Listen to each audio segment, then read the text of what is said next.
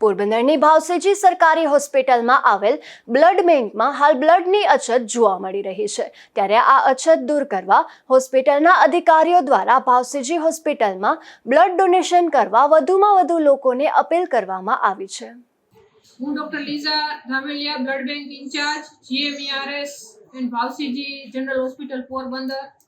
આપ સૌ પોરબંદરની જાહેર જનતાને નમ્ર નિવેદન કરું છું કે આપણી જે સિવિલ હોસ્પિટલ છે એ મેડિકલ કોલેજમાં કન્વર્ટ થતા દર્દીઓની સંખ્યાઓ વધી ગઈ છે। સગર્ભા માતાઓ અને જે સિઝેરિયન સેક્શન, થેલેસેમિયા બાળકો, dialysis, anaemia, road traffic accident અને ખૂબ ઓપીડી અને ઇન્ડોર કાર્ય મેડિકલ કોલેજ બનવાથી વધી ગયેલું છે। આથી લોહીની અવારનવાર અછત અનુભવાય છે। તો આપનું અમૂલ્ય અને મહત્વનું રક્તદાન આપ ભાવસીજી સિવિલ હોસ્પિટલ બ્લડ બેંકમાં રૂમ નંબર 18માં આવીને કરો।